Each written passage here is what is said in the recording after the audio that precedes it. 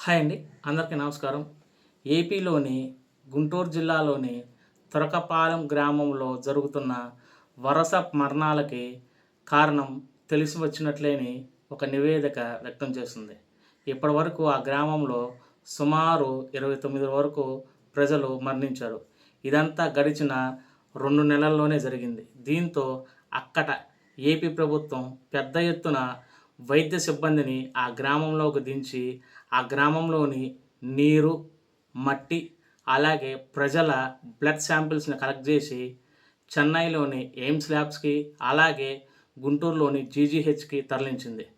So నిన్న శనివారం చెన్నైలోని ఎయిమ్స్ ల్యాబ్స్ నుంచి రిపోర్ట్స్ వెలువడ్డాయి.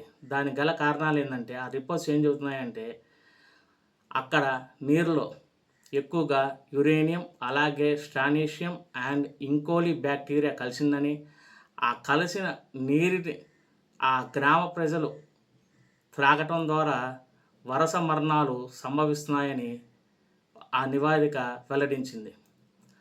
అక్కడ అంటే తురకపాలెం గ్రామంలో భారీ ఎత్తున రాళ్ళ క్వారింగ్ జరుగుతూ ఉండిద్ది. సో దీంతో ఆ రాళ్ళ క్వారింగ్ జరిగేటప్పుడు గుంతలు ఏర్పడుతూ ఉంటాయి. ఆ గుంతల్లో వర్షపు నీరు చేరుతుంది.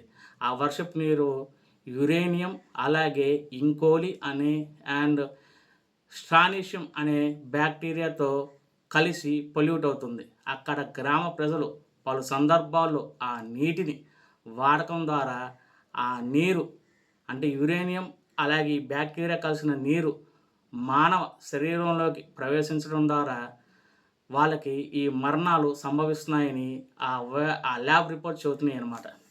సో యురేనియం మనిషికి చాలా ప్రమాదకరం. అది మనిషి యురేనియంతో పొల్యూట్ అయిన వాటర్ని కానీ, లేకపోతే యురేనియంతో పొల్యూట్ అయిన ఎలాంటి పదార్థాలను కానీ మనిషి లోపలికి తీసుకోవడం ద్వారా ఫస్ట్ కిడ్నీస్, లివర్, అలాగే బోన్స్, దాంతోపాటు బ్రెయిన్, ఇవన్నీ ఈ ఆర్గాన్స్ మొత్తం పాడవుతాయని, దాంతో మరణాలు త్వరగా సంభవించిద్దని ఈ నివేదిక వెల్లడించినట్లు చెబుతున్నారు. Thank you.